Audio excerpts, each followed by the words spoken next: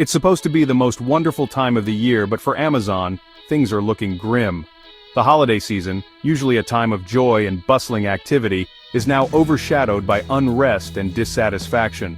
Across the country, at warehouses and fulfillment centers, workers are downing tools and taking to the picket lines.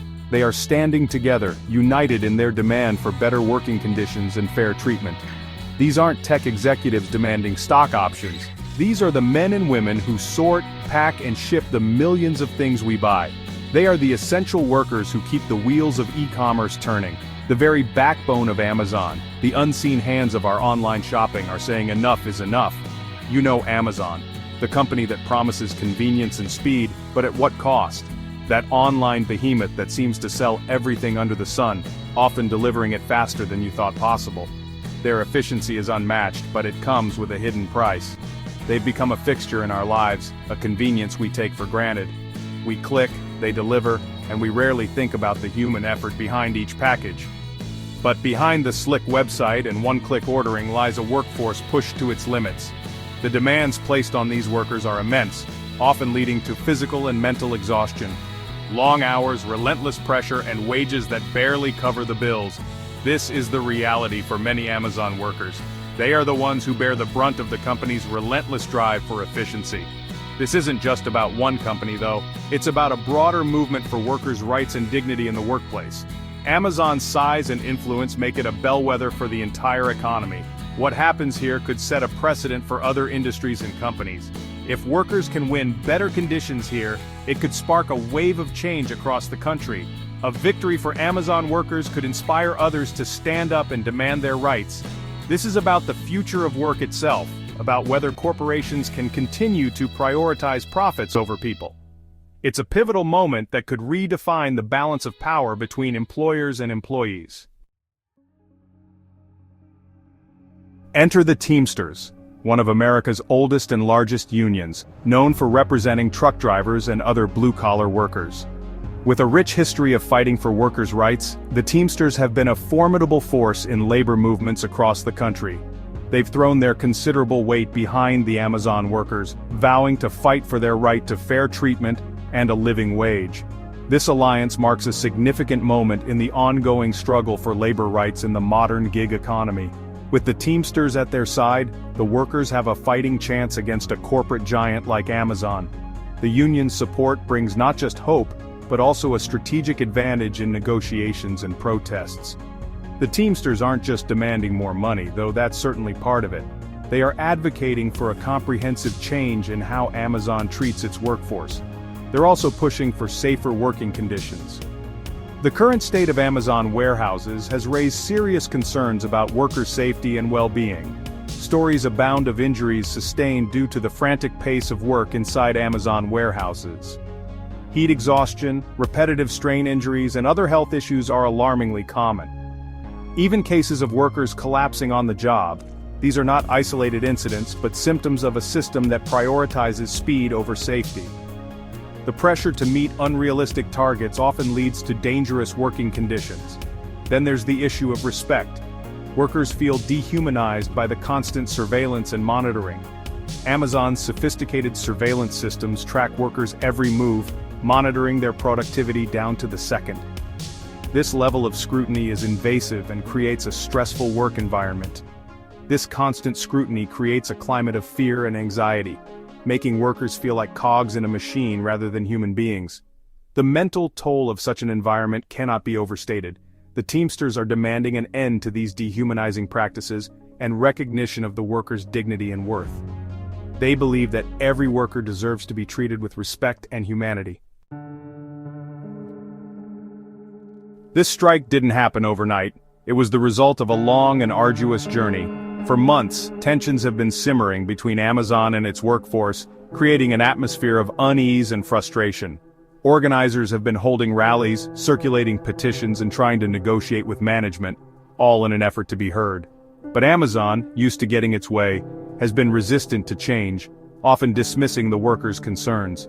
It started with small acts of defiance. Workers wearing union buttons, a silent but powerful statement, talking amongst themselves about the need for change, sharing their frustrations and hopes for a better future.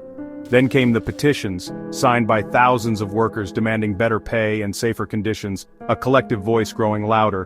When those were ignored, the workers started organizing walkouts and demonstrations, escalating their efforts, sending a clear message that they were serious about fighting for their rights and they wouldn't back down. Amazon, in response, tried to quell the unrest with promises of minor concessions, hoping to pacify the growing discontent. A few extra dollars here, a small increase that barely made a difference, a slightly shorter shift there, an attempt to show they were listening. But the workers saw through these token gestures, recognizing them as mere attempts to placate. They knew that real change wouldn't come easily. They had to be willing to fight for it, to stand united. And fight they did, leading up to this historic strike that has brought one of the world's most powerful companies to its knees, a testament to their resilience and determination. The timing of the strike couldn't be worse for Amazon. It's the holiday season, the busiest time of year for online retailers. With millions of orders to fill, the company is already stretched thin. Now, with workers on strike, the entire system is at risk of grinding to a halt. Consumers, used to the convenience of next-day delivery, are starting to feel the pinch. Orders are being delayed, packages are piling up in warehouses, and some items are simply unavailable. The strike is exposing the fragility of our just-in-time economy, where goods are produced and shipped only when needed. For many, this inconvenience is a minor annoyance, but for others, it's a serious problem. Small businesses rely on Amazon for their livelihoods. Families on tight budgets depend on affordable goods and timely deliveries. The strike is a stark reminder of how dependent we've become on a single company and the hidden costs of our insatiable appetite for online shopping. Amazon, never one to take a PR hit lying down, has gone into full damage control mode.